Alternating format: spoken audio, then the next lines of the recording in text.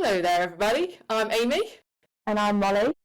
and we are known as AKA the Hudson Sisters, minus one because she's not on the podcast, so there is another one of us, but she's not here. Anyway, thank you to everyone that listened to our first podcast. We did waffle quite a bit. It took me forever to edit. I edited you out quite a lot, Molly, sorry. Thanks for that. But yeah, we've literally just gotten a call together. I've not spoke to Molly since the last podcast, so Molly, how are you? How's the last week been? Yeah, it's been good. A lot of training as usual. A lot of cold weather too. It's got to like minus 14 degrees this week. So yeah, it's been ridiculous. Like so cold. Like it's been the most cold I've ever experienced in my life. You can't really go out. Like I can't go out that much. Like walking to and from like campus is like a mile walk.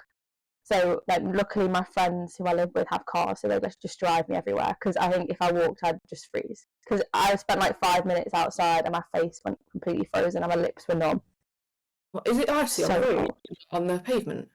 Yeah, but they're like so used to the snow that they just had to have all like the grip machines and like people come and clear the snow. Like someone cleared the snow off our drive and we didn't even know who they were, and they just did it for us so the cars could go out. So I think they're just so used to the weather that they have all the things in place to sort it out. Yeah, whereas here, honestly, I don't think I actually told you this, but it No. was really icy on the pavement. Because obviously in the UK, if it snows or if there's any bit of ice, it's like the whole country shuts down and we can't cope with Yeah, it. we're not prepared for that. A little bit of snow and they're like, oh, you don't have to come to work today. I'm like, I can actually drive, it's fine, but I'll take the day at home. But yeah, literally, I went on Chester's dog walk the other morning, and it was only -2, and I was like, oh, it'll be fine. And I stepped off the drive and I fell over. I stepped off the drive because we've got like a gravel drive, so it's fine. And I didn't realise it was just complete black ice, like the whole pavement was icy. And I literally stepped 1 foot off the drive, then my foot went in the air straight on my bum. I had a padded coat on, so I literally quickly got back up and looked around. Nobody saw me. Luckily, it was like 6 in the morning, so no one was around. But literally, like the whole walk I had to tiptoe. And then I didn't feel quite as bad because I went past a bus stop. This man was walking past the bus and he fell over as well. Hey, I was trying not to laugh, but he was okay. Talking of falling over, have I told you the story when me and Chester both fell over? Oh my, right. So obviously, if you've listened to this podcast, Molly's a runner. I'm more of a cyclist, but I do a bit of running. So when I started running like a few years ago, I've got this lead that goes around my tummy. So it attaches to Chester, right? We're running along and he runs next to me. And there was a lamppost in the middle of the pavement. It was like a really wide pavement with a big lamppost in the middle.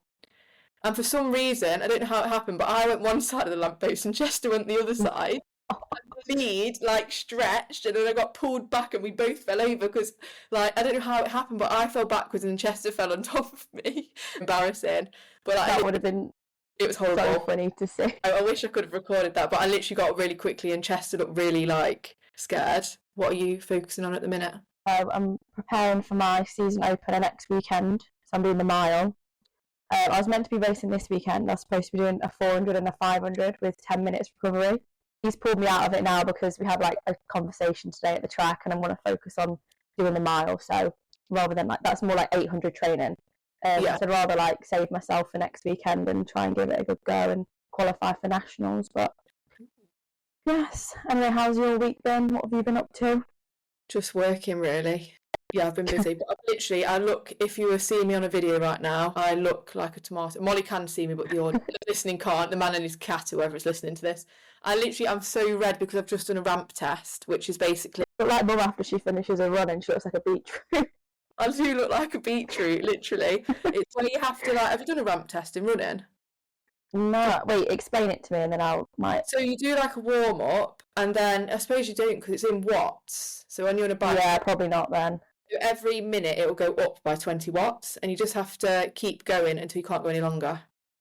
Yeah, we do something similar in running, but it's like on the treadmill and it just goes like the incline increases every however many minutes, and that's the same thing. You keep going until you can't go again. I've done that before. That was really hard, so I assume it's like the same type of thing.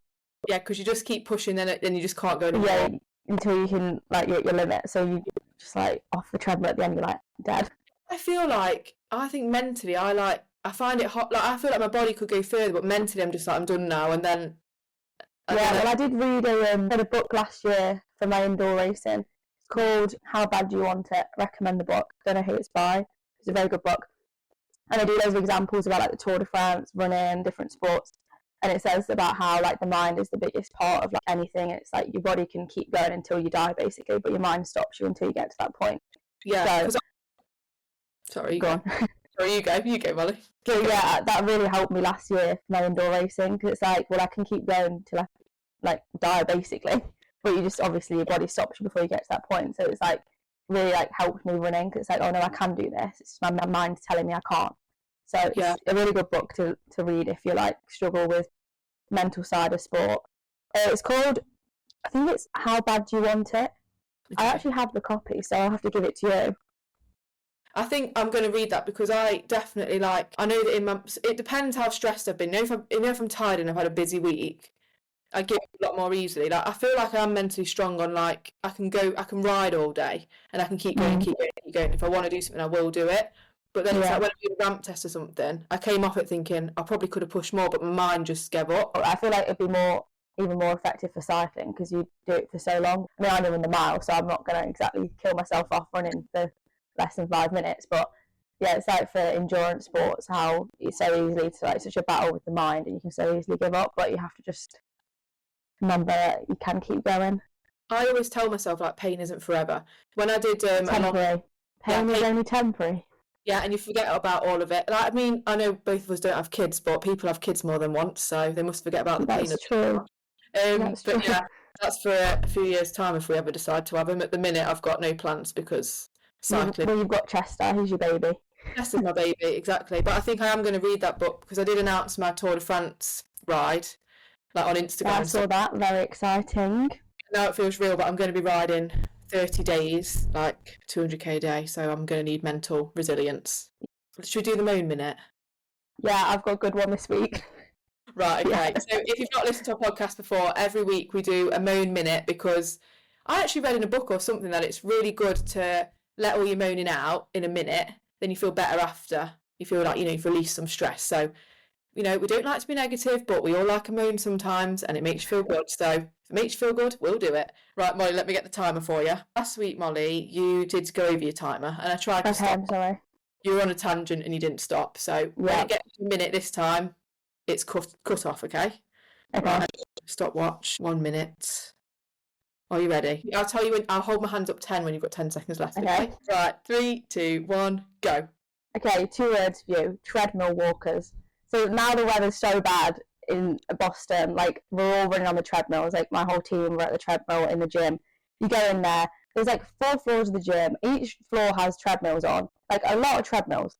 You get up there, the first floor, everyone, just girls on the little incline, walking on the treadmill, like every single person on the treadmill was walking. And I was just like, I get it, everyone's got to do their exercise. But in the gym, they've got like a track at the top which you can walk on. It has like inclines and all that. So I'm like, please, can you just go on there? Because I've got this workout to do and I need to get it done.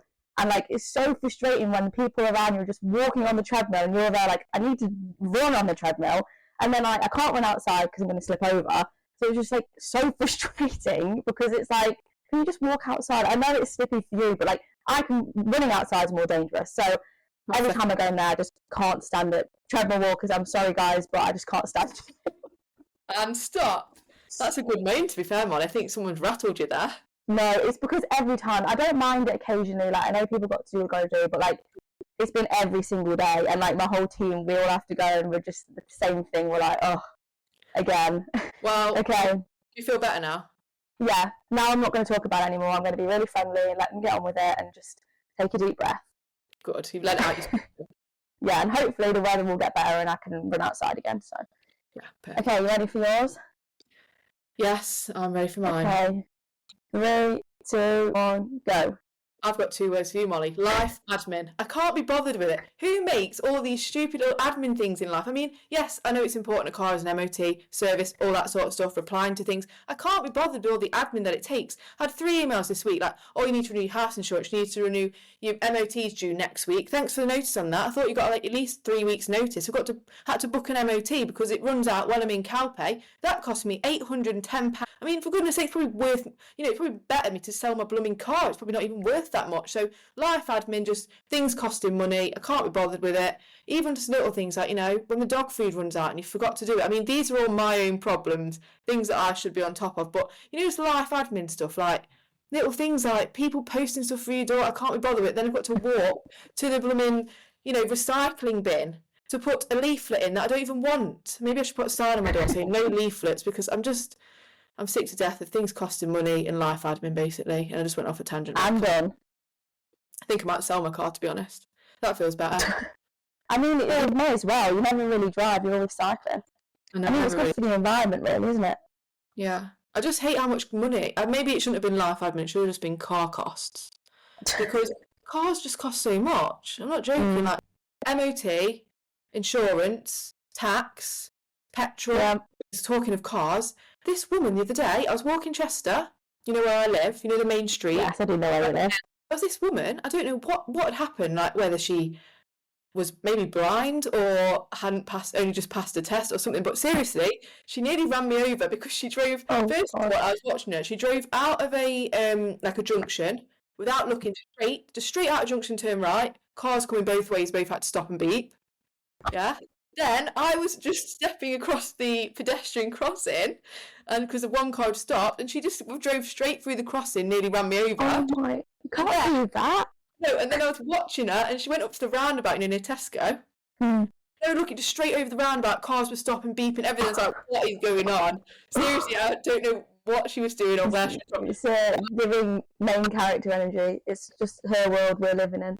Yeah, moan of the week over, and we can laugh about it now because it's all sorted. The MOT's sorted, we've paid the money, it's good. But I do think I might sell my car. Yeah, I feel like you've been talking about that for a while.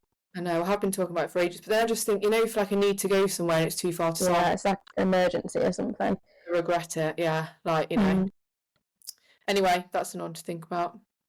Okay, we'll move on to another little moon. Have you had any arguments this week with Ben, aka your boyfriend? No. I feel like we just, like I said last time, we just don't argue. Like, call me boring, but maybe we just live boring lives because we're always just training. Like, it's just the same old, same old. We just like nothing to really argue about. I feel like because we're not together, it's like when you're living together, you're on top of each other, so you're going to argue. But because we're not, it's like you can't annoy each other. So it's like, I'm sorry I can't really give you much entertainment with this because it's just how it is. I suppose if you're not living together, you wouldn't really argue over text and stuff unless something happens. So no, so it's kind of a bit boring, guys. I'm sorry. How do you cope with the long distance? Because it must be hard. Yeah, it is difficult, especially because he's in South Africa at the moment, so it's a 7-hour time difference, I think. Yeah. So it's like it is difficult to contact each other. We don't really call as much as we used to. Like we used to make sure we call every day, but now we just don't have as much time for it because it's like when I'm ready to call in the daytime, it's like he's going out for dinner because he's living with his friends and he's just busy all the time. So yeah, it is difficult, but you just have to be committed to each other and feel like the end is near, and I'll be coming back home soon, and I'll be back for good, so I can annoy him then, and I'm sure I'll have a lot of moaning to do when we live together. So yeah, when you June you come back. Yeah. I'll have a lot more to add.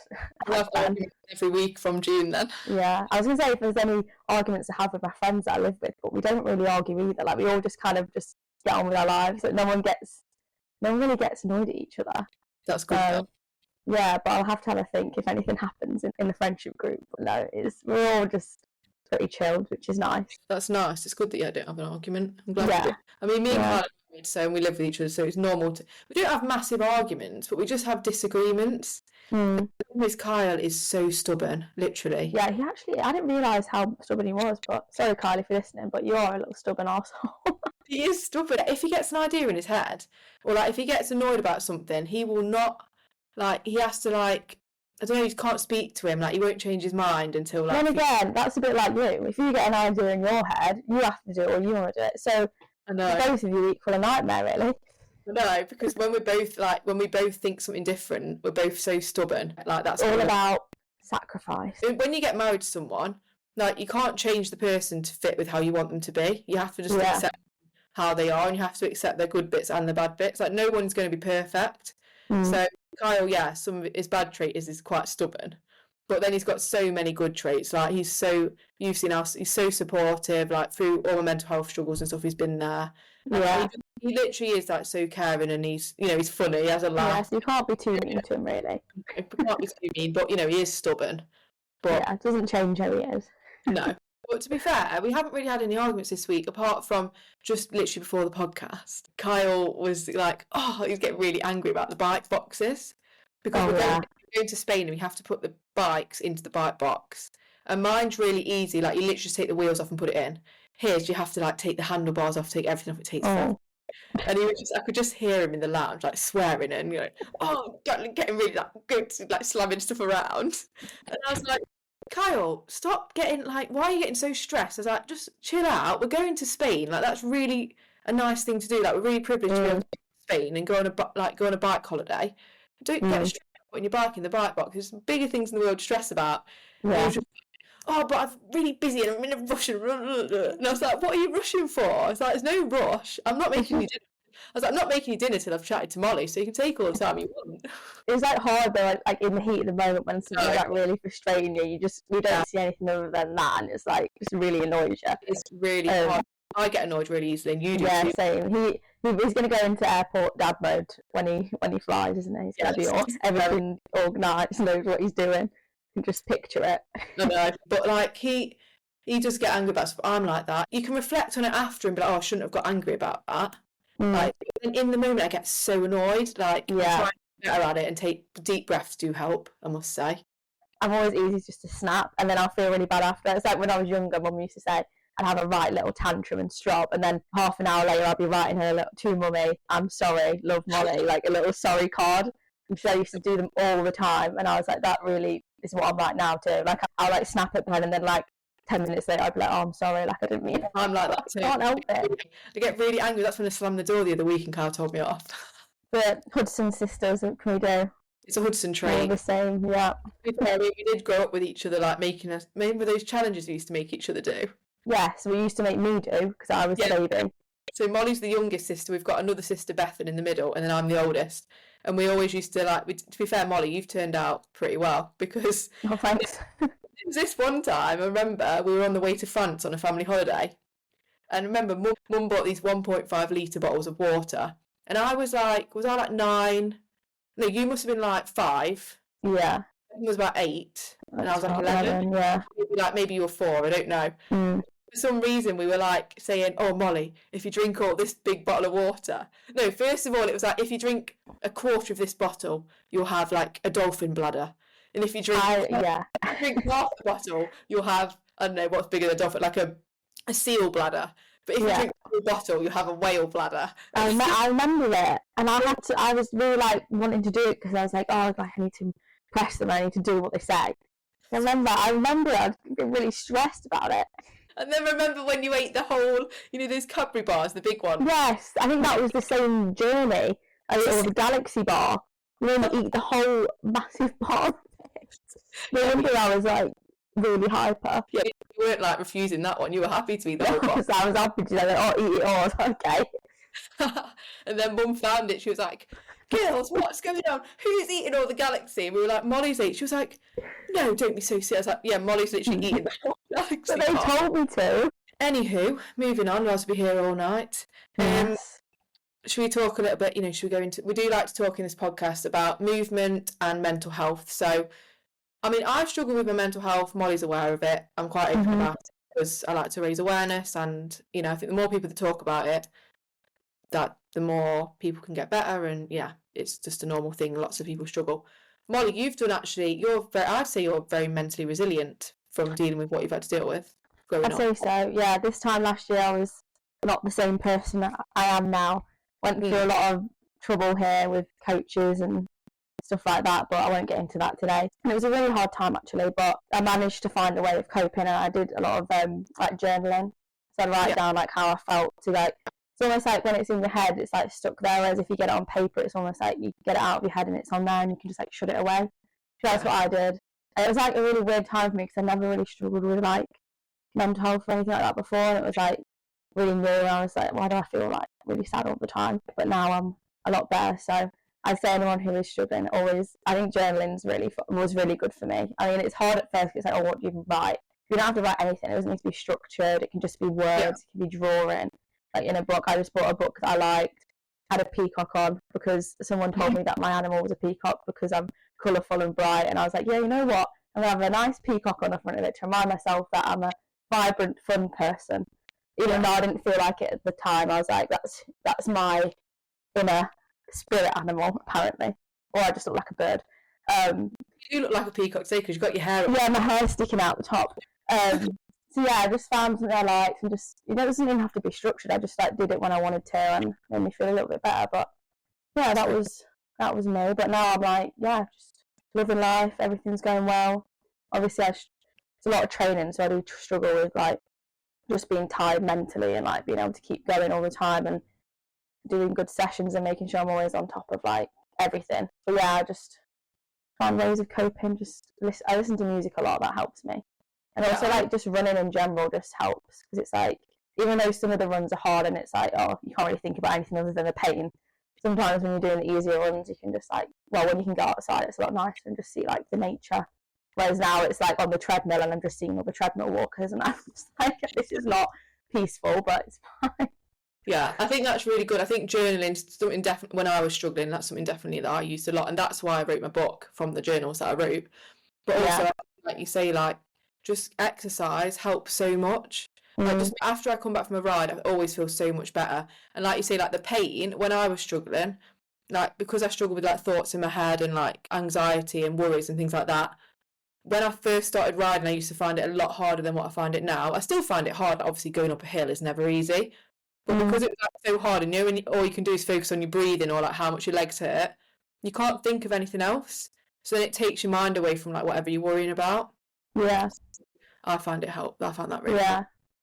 Definitely. And also just like, I always like doing sort of yoga and stretching and stuff before, like when I wake up and like before bed, just to really be mindful of the body. Be at one with your body. It's actually called Smiling Mind, and it's free. And they do like I use the sleep one, and every night I listen to it, and it does like a body scan. So it's like you start from your toes. I don't know if you've ever done one, but like you start from your toes, and you have to like it reads it out to you, and you have to do it while you're in bed. And then like you gradually move up your body, and you like focus on different parts of your body, and it just really relaxes you. So yeah, I used to also do, well, usually when I'm in season, which I'll start doing soon, because like for racing, I do, it's like this app I have, I can't remember what it's called, but it's like a breathing, like guided breathing. So you do it before bed, and it's like you take 30 deep breaths, and then take a deep breath in, hold for like a minute. You start with a minute, or take 30 seconds, then a minute. Yeah, and then you breathe out, and then you do 3 rounds. And last year I got up to 3.5 minutes holding my breath. Really? Yeah. I want to try that. Yeah, no, it's really good, because it like it calms you down, and it like controls your breathing, but it's also good for like lung capacity and stuff for like racing. So I do it in season, and then it's like when you're on the start line, if you just like take a deep breath, it almost takes you back to where you are in that like breathing, and it calms you down in a way. It's like weird, but it's like when you're in that moment and like you're holding your breath, you find like a calm, because if you just lie there and you're stressed about your breathing, then you're gonna like be like and can't breathe. Whereas you have to just sit there and like be really like calm, and then you can hold it for as long as you can. So that's like that's a very big secret I have. So I'm gonna spilling all here. Can you text me the app?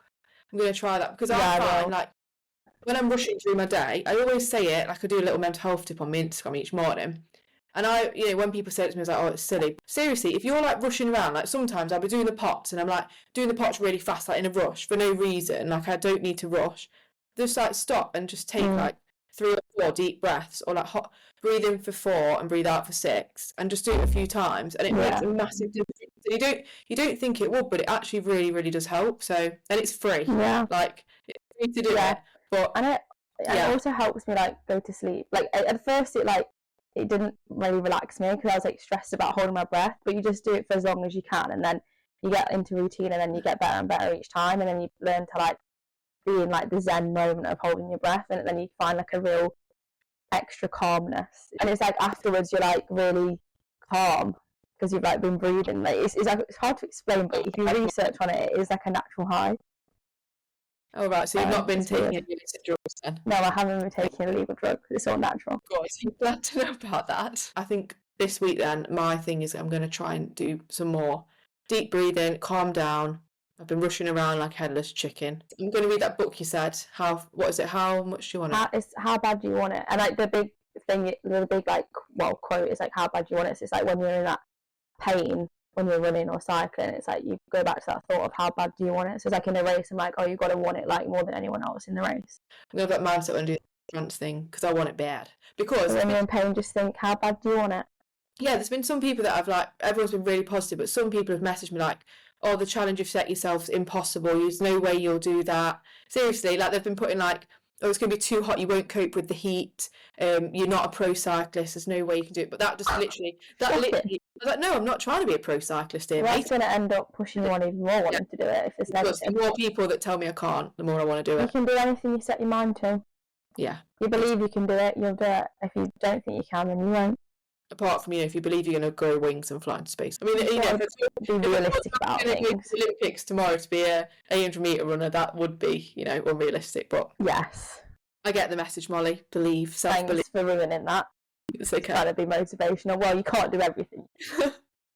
Anywho, right, we'll finish off a bit shorter podcast today because we've been in a rush. Literally, today has been, I took the dog out this morning, worked all day, then I edited a YouTube video, then I did a ramp test, and now I'm here. So, started from the bottom now. Where else would you want to be?